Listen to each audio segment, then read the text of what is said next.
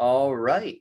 And we are live. Hello, everybody. So happy to be here with you. I'm Tyler Ellison, chairman for Ryok, and I'm joined by my two amazing friends, Marcia and Yahaira. Hello to you both. Thank you for being here with me. Hello. Welcome, everybody. Thank you, Tyler, so much. Hello. How are you? Hello, everybody. Very happy to be here as always. A pleasure, of course. Well, in today's transmission, I'm going to go into the state and we're going to let Ryok speak, and he's going to be getting into this topic, which is all about Lemuria. That's going to be the nature of our upcoming transmission. And I think you'll all have a great time listening to what he has to say. And as usual, we're going to be taking all your questions once he is finished announcing the upcoming transmission. So with your questions, please be as clear and concise as possible, so that way we can read the question in a timely manner, we can understand what you're saying. And if you're asking about something that most people don't know, maybe sort of an unusual or an occult type of topic, just make sure you give as much context and information in that question as you can. So if you're using a word that most people don't know, we can understand what you're asking or things of that ilk. So that would be my suggestion to you. Just try to be very contextual, concise, and clear in the typed questions. And then Yahaira will be reading the questions to me while I'm in the state, and Ryok will provide the answers. So I just want to thank you all again for being here with me. It's so exciting to be here with you all on Valentine's Day, such a lovely heart-centric day. I know I'm definitely feeling the heart energies, and it can be really powerful. So it's great to have you all here. And as always, thank you all for your support. We've been doing this for probably about 3 years now, and it feels like I've just gotten started with it, which is really crazy. Even though so much time has gone by and so many sessions and transmissions have been done, I mean, it all becomes a big dream at a certain point where I look back at it and I'm like, what was I doing before this? You know, it's a whole new world, and it's really a great honor to have that world be based in service and based in sharing these ideas with everyone. So thank you for your support and the loving attention that you have shared with me and this team over the years. So with that being said, everybody, I'm going to go ahead and get into the channeling state. I'll bring Ryok forth, and then we're going to get started. So I'll see you all at the end. Perfect.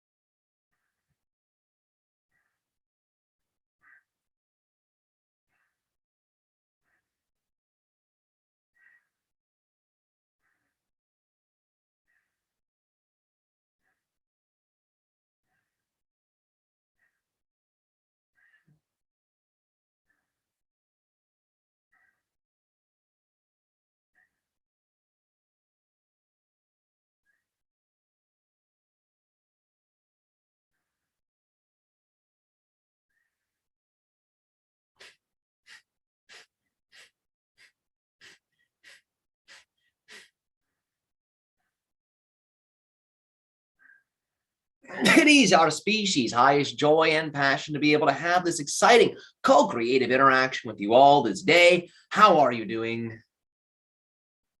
Hello, Ryok. It's a pleasure to be here. How are you? We are delighted to have the co-creative interaction with you. And we will now begin with our opening monologue describing the upcoming transmission that will be taking place on Friday, the 25th at 11 a.m. Eastern Standard Time. And this transmission is titled Lights of Lemuria.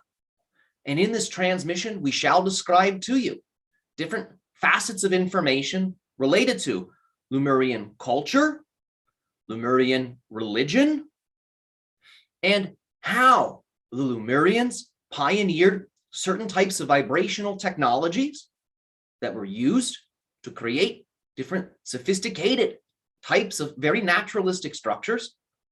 We will discuss with you all the relationships to the oceans and to the creature kind within the oceans, whom their civilization physically joined.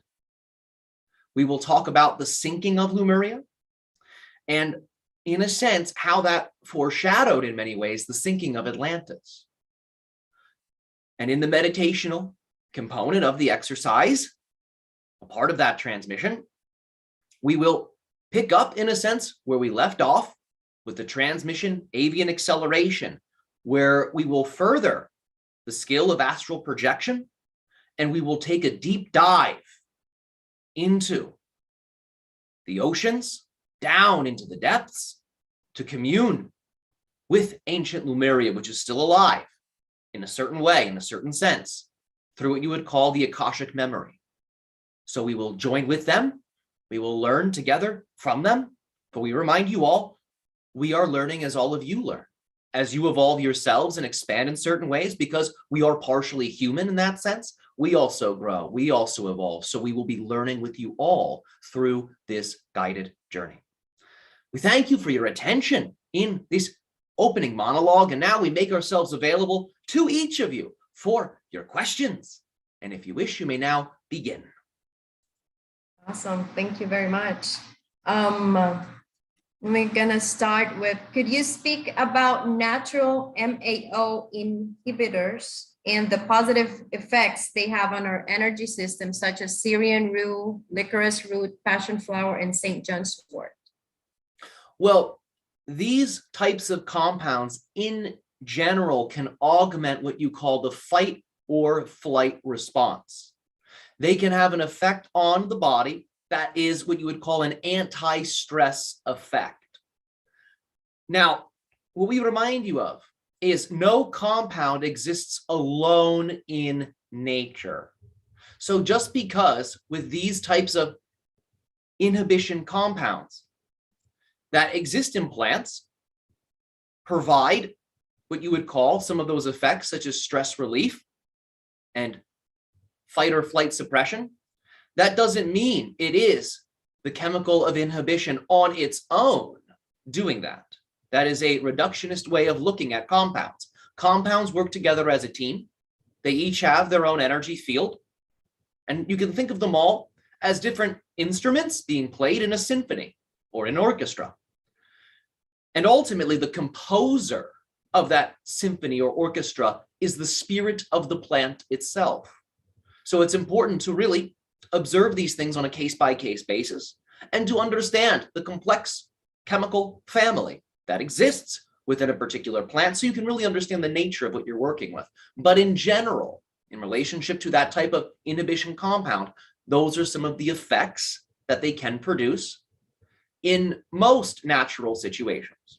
Now, we remind you all, we're not doctors, or that's not medical advice in any way. So be responsible before you take certain compounds, do your research, so on and so forth.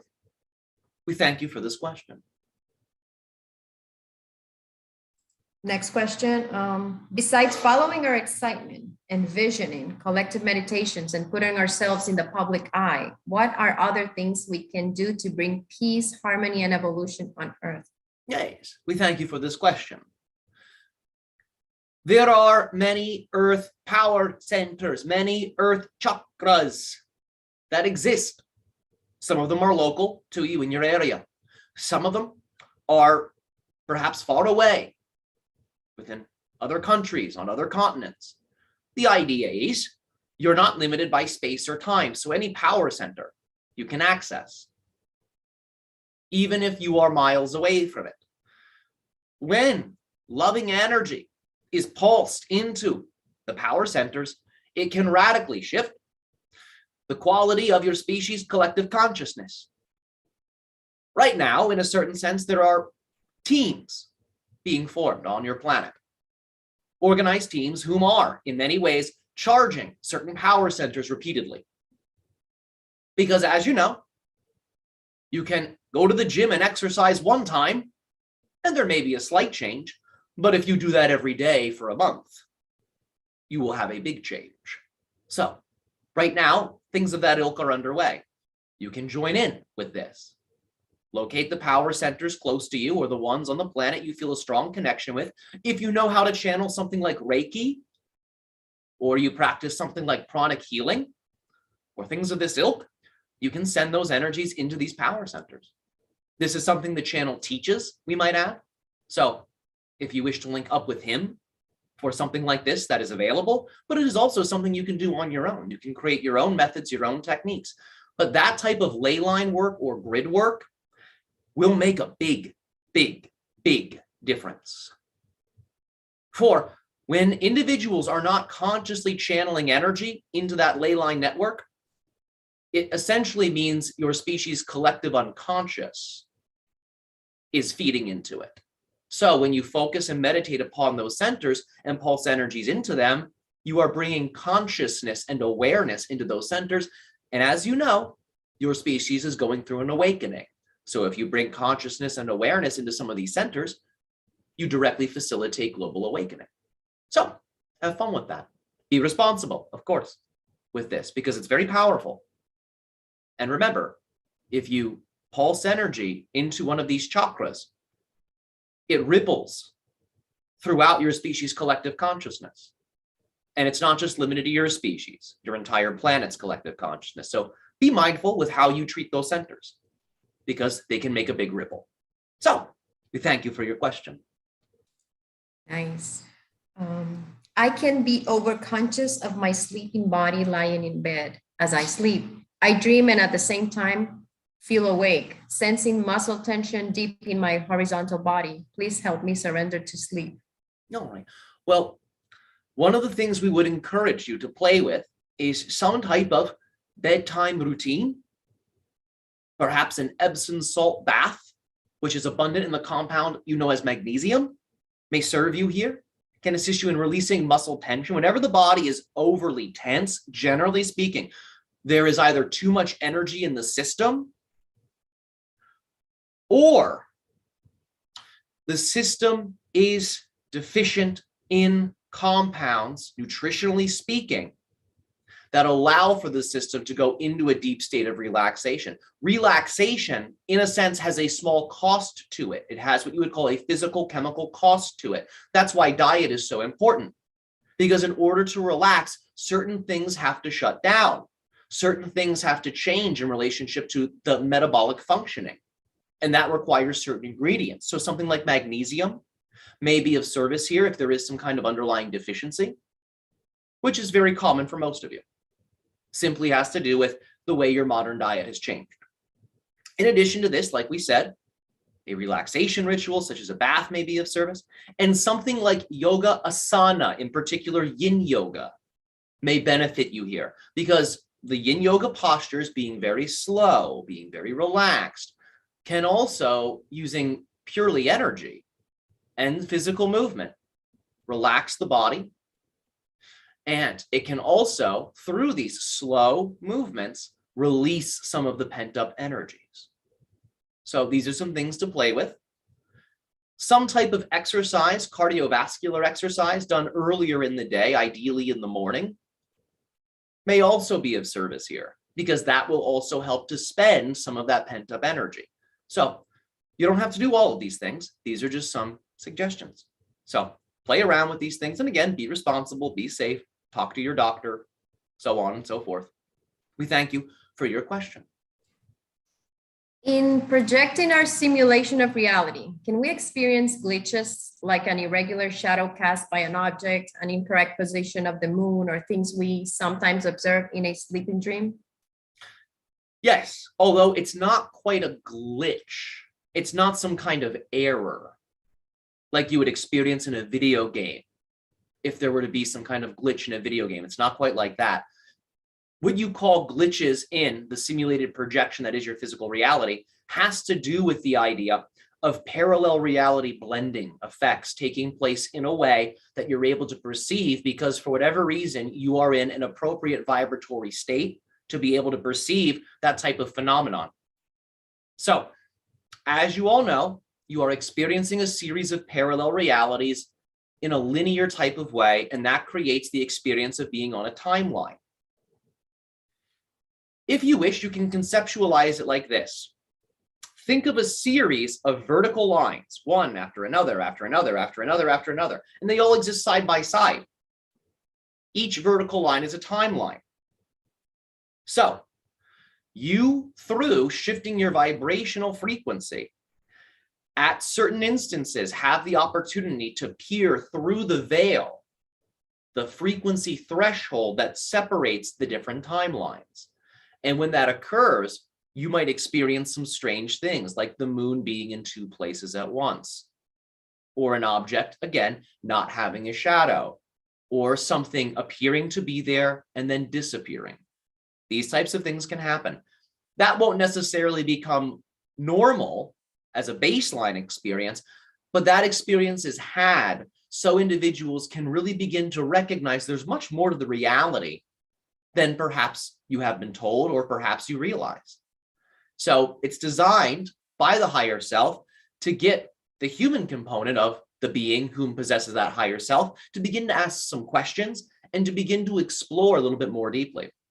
The idea is, if you can see through the veil by seemingly happenstance, that means you can become conscious of seeing through the veil, and you can begin to direct that parallel reality blending mechanism. So you can become very conscious about the types of parallel reality experiences you blend your consciousness with.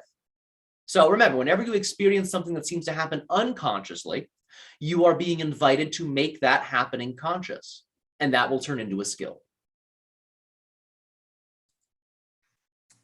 Is transhumanism, the evolution of physical limitations with technology inside human bodies, something that can affect our spiritual evolution and growth? It can, yes. So it's important to be mindful of that. It depends on how it's done, but it can. Yes.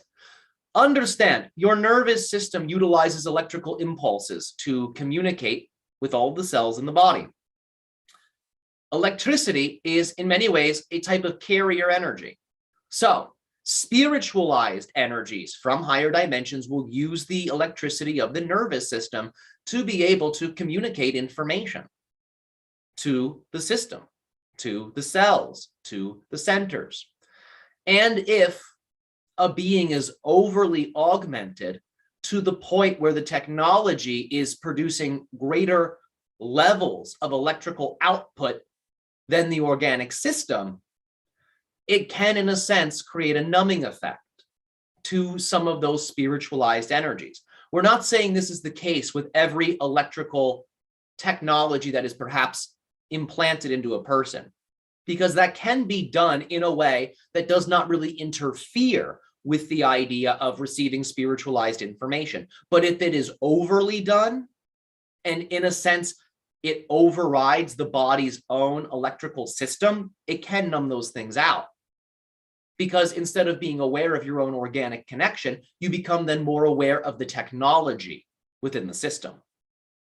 So that is something you're all beginning to sort out now, because as you know, you're moving into what has been called the age of Aquarius, which is the blending of science, technology, and spirituality. That's why all these things are coming up now, because you are moving into a new eon where these conversations are in many ways required, so you can move into that new eon with grace, with flow, and with your preference being honored.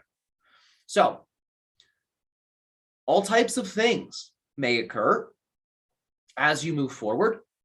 The idea is you're the one driving the ship. It's never a corporation. It's never a person. It's never a thing outside of you, even though media may attempt to convince you otherwise. It's none of those things. It's you. So if you do not prefer those types of realities for yourself, you do not have to accept them. You do not have to choose them. You can say no, thank you. And you can demonstrate your no, thank you in all types of constructive, positive, life-affirming ways.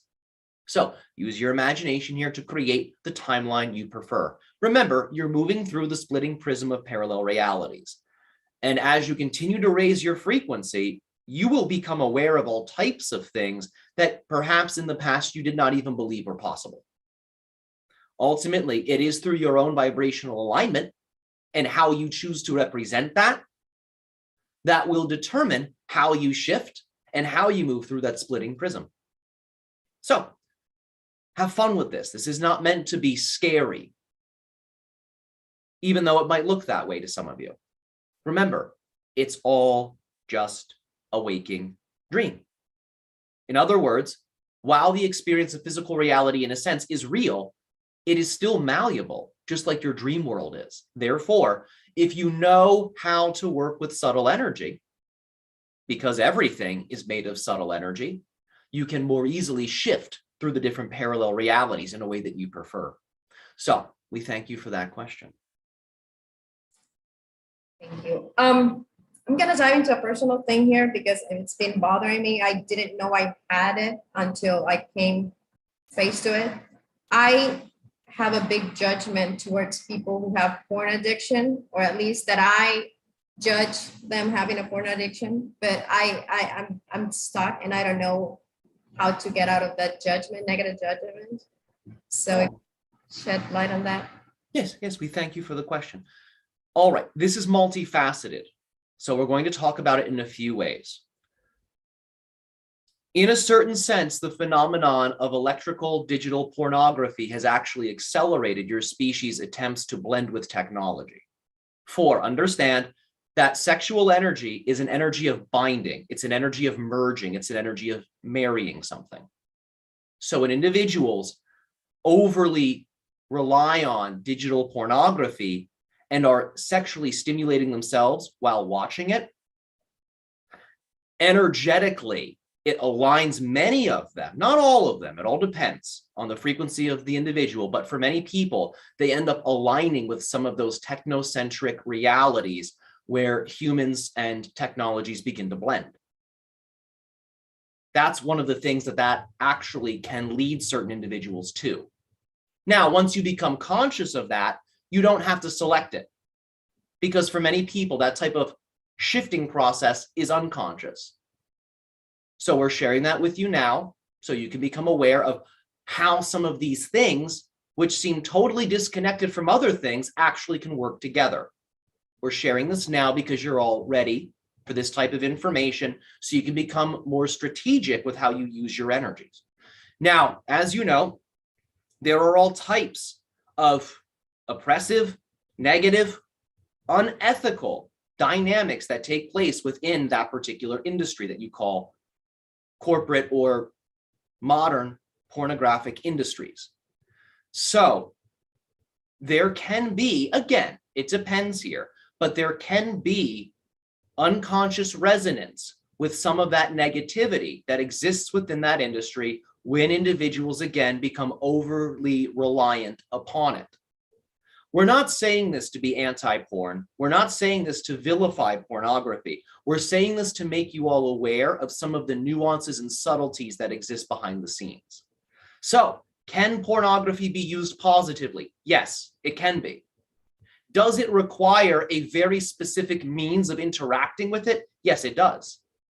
So, if you utilize those forms of media, become much more intentional, if you wish, with how you utilize them. So you can receive positive effects.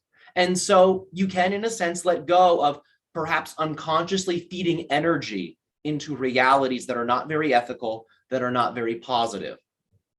And it's a delicate situation because the energy being fed into those realities is sexual energy, which amplifies, marries, and binds. So the excess sexual energy fed into that direction goes into that world and feeds that world and can amplify many of the imbalances that you experience within your culture and within your society at large. So we're not saying this as an objective type of thing. What we are saying, though, is that when we observe how that energy moves and shifts and is applied, these are some of the things we notice.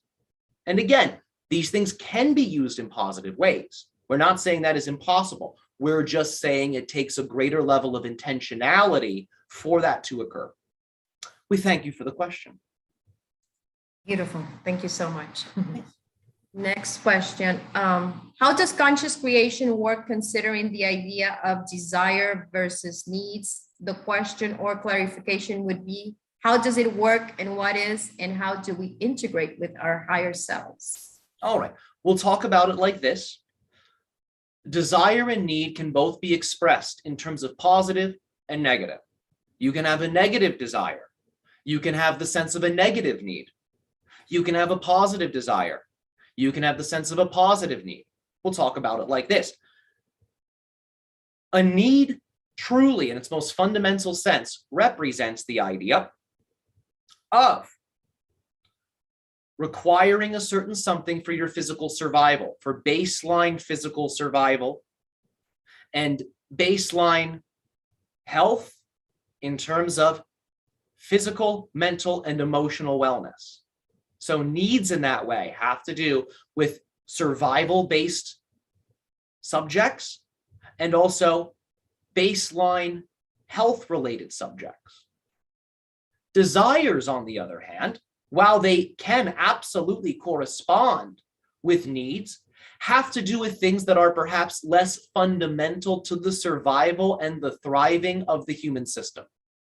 So a desire might have to do with the idea of traveling somewhere new. It might have to do with the idea of expanding a certain relationship into a new direction. It might have to do with learning something you're excited to learn. So we would describe it like this. Needs are more foundational to survival and baseline health.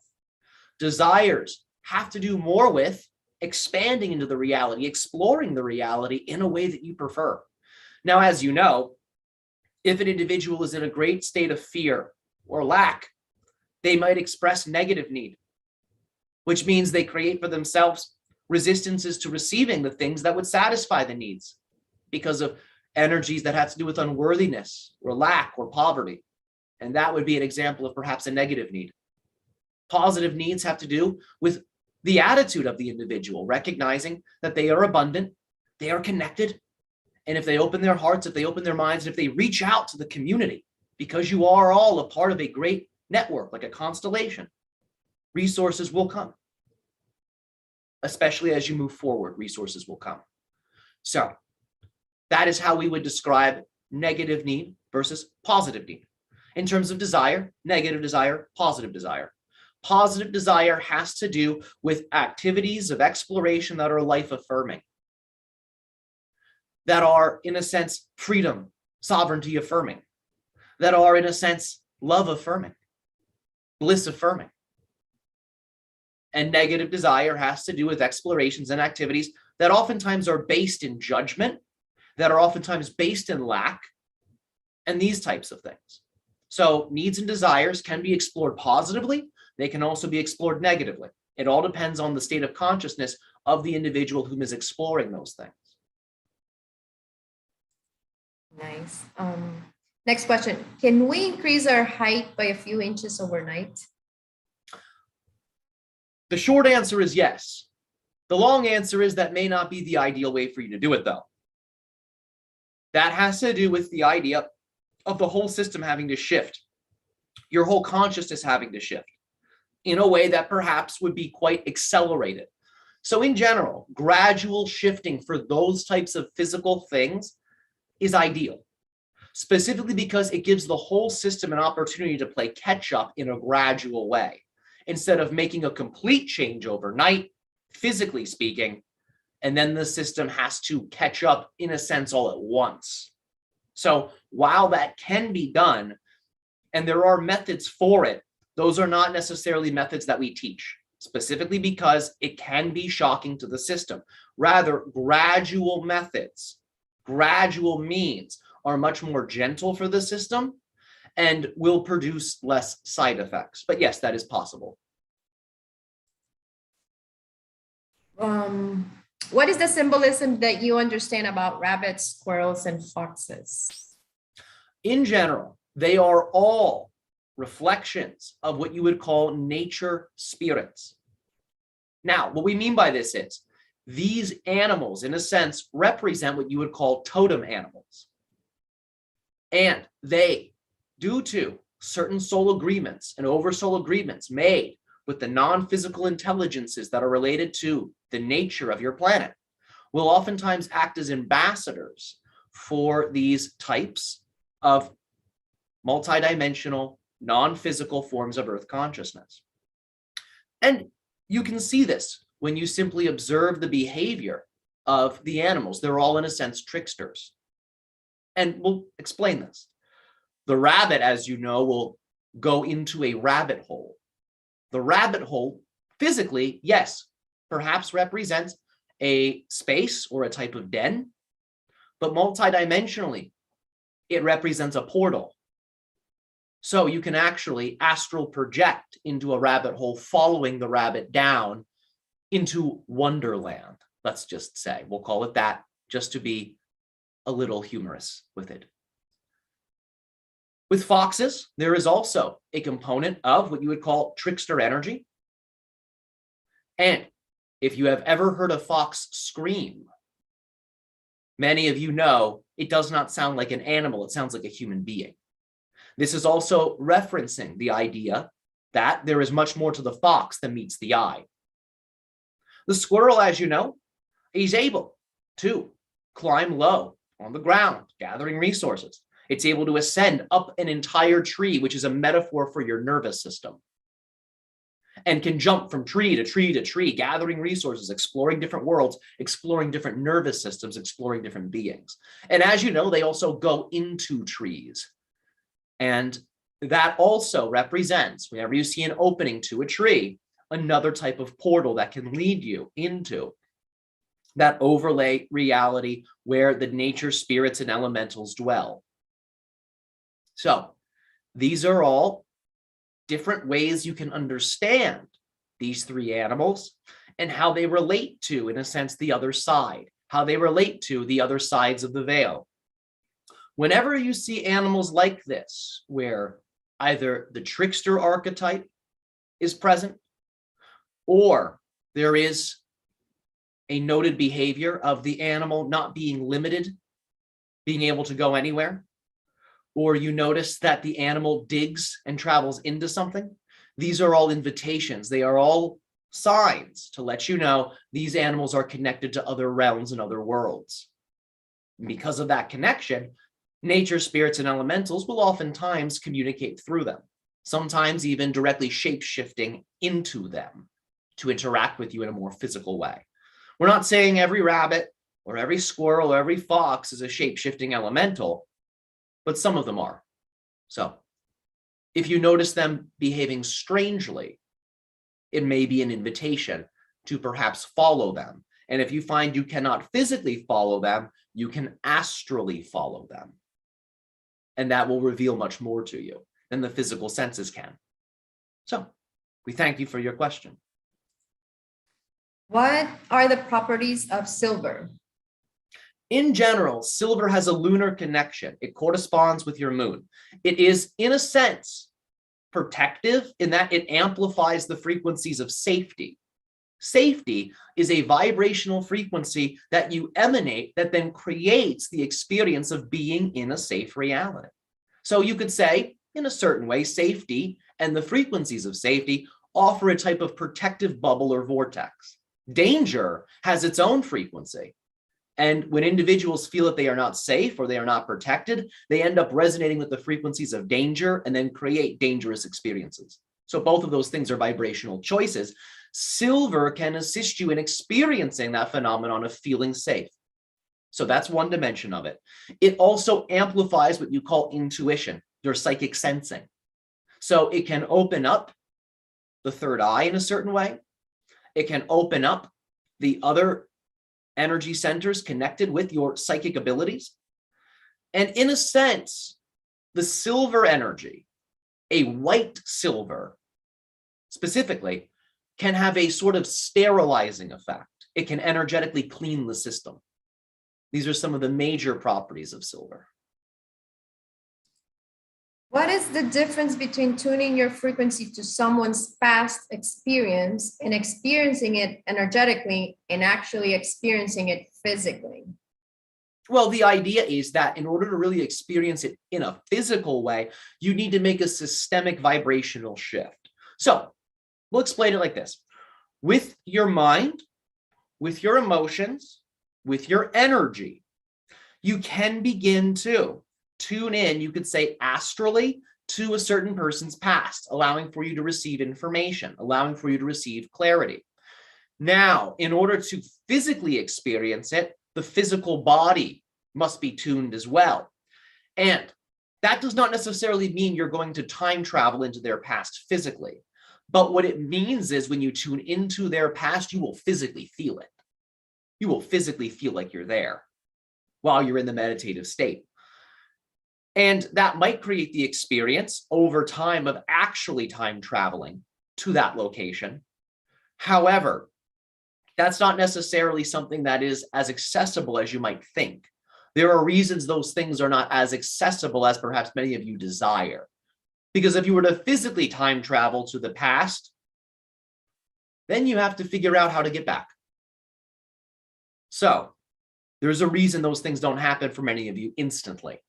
The idea being is that skill can gradually be developed through including the physical level in that energetic tuning process.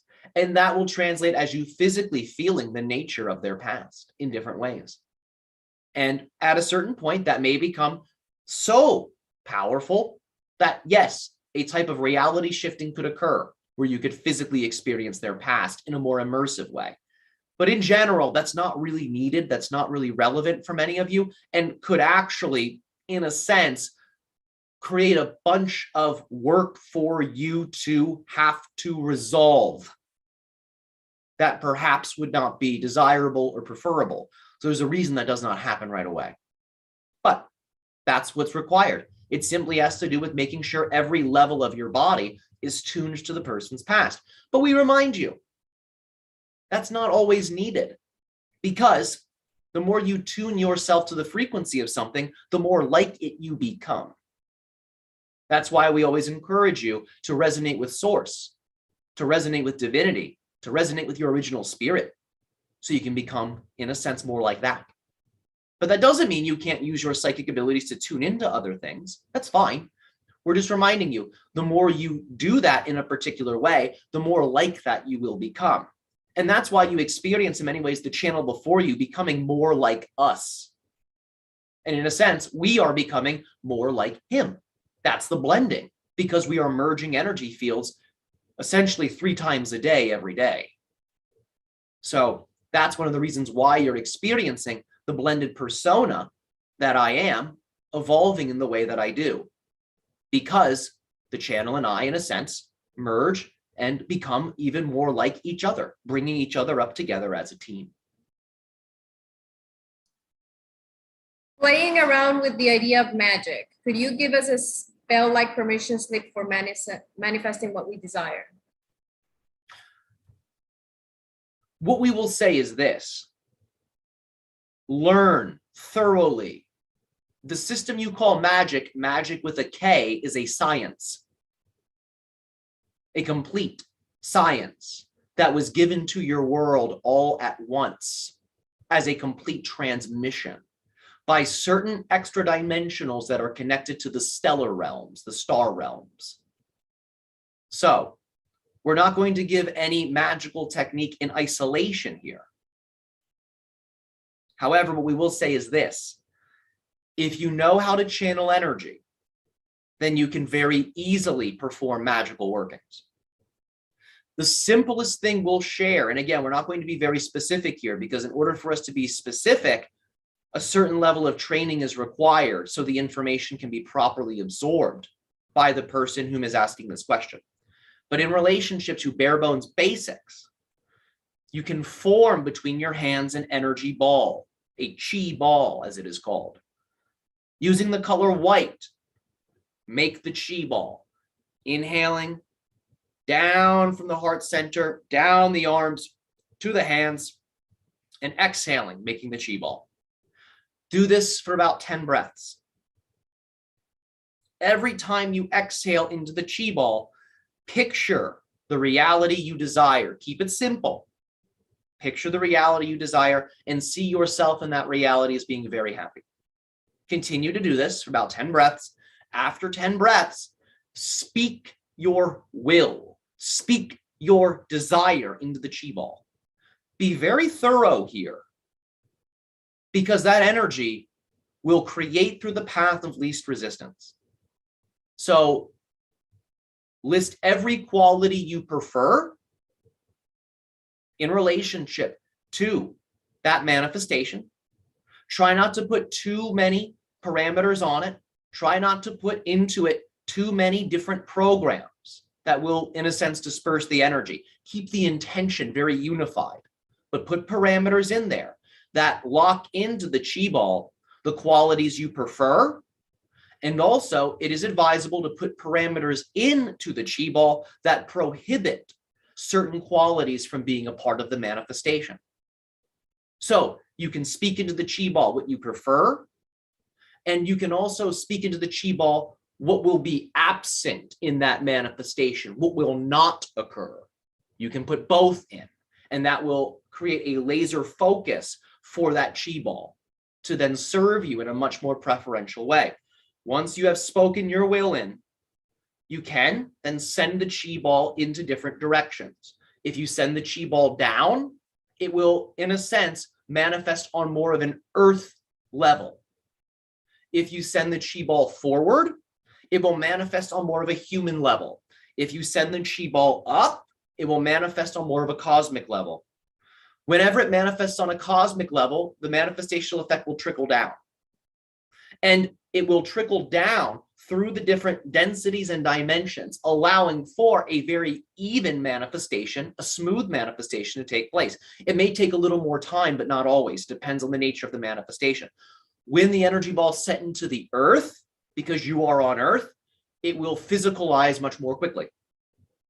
However, it may not be as balanced in that way, but it will be a very solid manifestation. And should you send the energy ball forward into what you call the human realm, level with your mid-eyebrow and third eye, the manifestation effect will have to do with primarily synchronicities and people working together as a team, consciously or unconsciously, in a way that assists the manifestation in reaching you. So there's 3 different directions you can use for that chi ball sending part of the exercise. But that's a general magical technique that you can use. And if you wish to become more sophisticated, we would encourage that you train in what is known as high magic or ceremonial magic. You'll learn a great deal and you can become very sophisticated in how you manifest. Wow, awesome. Why do I feel that a lot of people, including me, have bought into the negative idea that the world after the pandemic is more depressive and worse than it was before? Is this part of the journey? Yes, it's part of the journey. Yes. And we're not going to invalidate what you're sensing. There are many people on the versions of Earth that you're experiencing that are very depressed, that feel very tired, that feel very unhappy.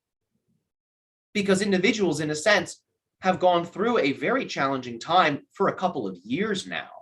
Now, not all of you have chosen to be as negative in your mindsets about this. So as you know, there are many communities that are flourishing, that are thriving, that are keeping the vibration high. But that's not the case everywhere on your planet. So you may absolutely be accurate in what you're detecting, that people around you are sad. So that doesn't mean you have to be sad with them. You can empathize with them, you can be compassionate to them, but you don't have to also be sad yourself. Remember what we said earlier in this transmission, there are earth chakras all around you. There are certain earth chakras that are major power centers for your community. Bless those power centers and you'll bless all of those people. Do it one time, you'll get a slight effect. Do it every day for a month and buckle up because everything in your community will change. Wow. Next question, how long after open contact will it be an everyday experience for the majority of population of Earth to be interacting with ETs on a daily or a monthly basis? It depends on the vibrational state of the humans in question. Even when open contact occurs, still like attracts like. That doesn't go away. So some groups may not resonate very strongly with ETs despite their presence. There may not be a great deal of contact for those groups.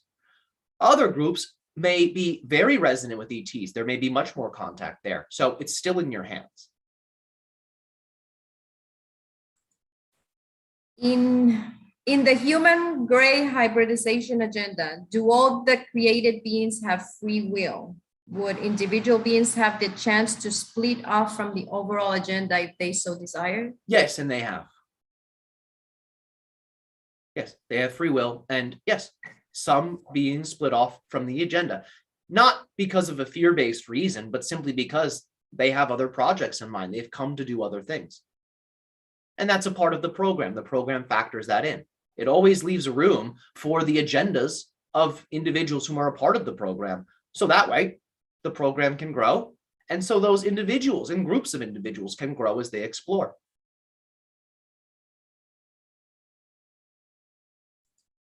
Can you tell me why spirits turn into objects when I disconnect them in astral realms? It has to do with the idea of the spirit taking on another form that makes it, in a sense, less active than it was when it was previously in its spirit form. Because when a spirit is in its spirit form, it's very multidimensional. It cannot really create on the physical level in the way that you do, but on the etheric level, on the astral level, on the mental level, it can create in a very sophisticated way. However, when you disconnect the spirits, as you call it, there is a sort of binding effect that takes place, and it reduces them to an object. The spirit still exists. However, it's now bound in relationship to a new form that is, in a sense, a trivial object, where its ability to co-create or manifest is limited. So if that's the way you prefer to work with them, we're not going to stop you, but we're letting you know that's what's happening. You are, in a sense, creating a limitation effect. And it binds their ability to manifest. And them taking on the form of an object represents them being as co-creative, in a sense, as a soda can that you have in your physical reality. It may have a level of awareness to it, but it cannot really do too much. So if that's something you feel comfortable with, you may continue that. If you wish to perhaps readjust your protocol, that may also be beneficial. So have fun with that. There's no right or wrong way. It's not like someone high above is judging you for what you do or praising you for what you do in that sense. So it's all about how you prefer to go about it and how you prefer to form those types of relationships. Nice. Can you speak about totalitarianism? I see it on the rise everywhere, and I want to hear how it can be overcome. We're going to repeat what we said before, and we're just saying it with this tone so it's very clear. Use the earth chakras. Bless them. Make sure you are in a very loving state when you do it. Because if you attempt to charge up an earth chakra while you're full of fear, the fear will go into the earth chakra. So thoroughly cleanse yourself energetically, really hype yourself up with love and laughter and joy, all of your favorite things. And when you feel like you're at the peak of bliss, that is the moment to work. Remember, if everything is made of energy and you know how to work with energy, there is nothing you cannot achieve. No matter how big the challenges around you look. If you limit yourself to the mind, if you limit yourself to the ego, if you limit yourself to the physicality, there's not a heck of a lot you can really do. If you learn how to work with energy, you can do anything. It's all about embodying the qualities of that specific anything you wish to achieve fully and projecting those qualities on all levels. And that will create a systemic shift. Every time I want to manifest money, I'm manifesting in debt. Any solution for financial abundance, please? Detoxify yourself of the frequencies of poverty and debt, because those things actually have an energetic signature. If you have merged your consciousness with concepts of poverty, lack, and debt, that means when you call forth money, those qualities will be entangled with it. So learn how to detoxify yourself of those things. On this YouTube channel, there is a video titled Ryok Oversoul Observation Letting Go. Do that exercise and let go of the feelings of debt. Let go of the feelings of poverty. Let go of the feelings of lack. And That portion of letting go is done on the exhale of the exercise. On the inhalated portion, pull into you the feelings of prosperity, abundance, and love. So charge yourself with those things. You can use the color gold or yellow. That corresponds with money, abundance, prosperity, wealth. Inhale, smile, bringing in yellow. Exhale through the feet, a black smoke, letting go of poverty, letting go of lack, letting go of debt. And repeat the exercise. Inhale the gold, exhale the gray or black smoke down, deep into the earth. And you will be purging yourself of that negative energy, and you will be charging yourself with the energies of the reality that you prefer. It may not be a one and done. Practice this thoroughly until you feel you are free energetically of debt. And that freedom may last for perhaps a month. And then you may feel it comes back a little bit. And if it does, just repeat the exercise. At a certain point, it will no longer come back when you have fully made the shift into prosperity, abundance, and wealth. Thank you so much, Ryok, and it's 1 p.m. your time. All right. We thank you all so much for this exciting co-creative transmission together this day. As always, our species, unconditional love and appreciation to you all. And we will speak to you again soon, and we look forward to our interactions together on Friday, the 25th, 11 a.m. Eastern Standard Time for Lights of Lemuria.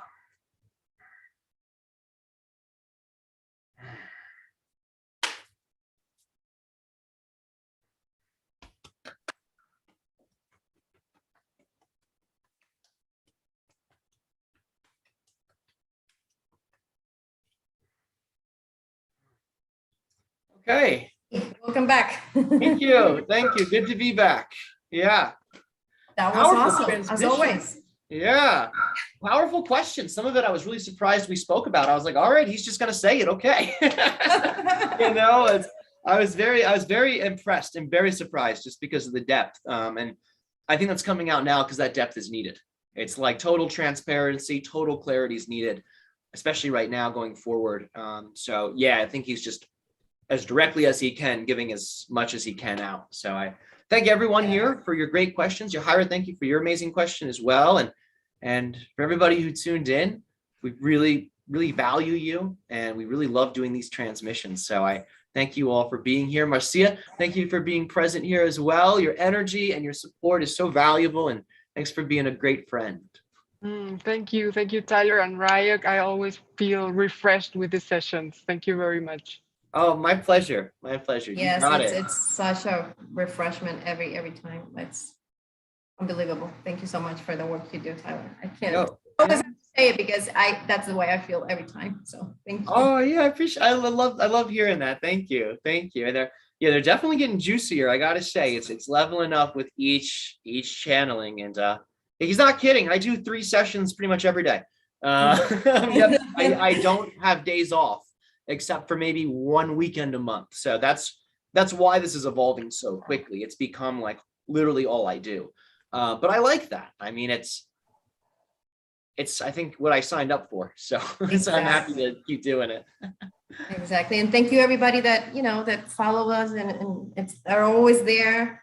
And your questions are so valuable because we all co-create this moment. So thank you, everybody. Totally. Thank you, everyone. And so great to be here. We're going to sign off for now, but have a wonderful Valentine's Day. I hope you and your honeys have an amazing experience. And if you're single, I hope that sweet honey within is good to you on this wonderful day, and vice versa. Bye, everybody. All right. Thank you. Take care, everyone.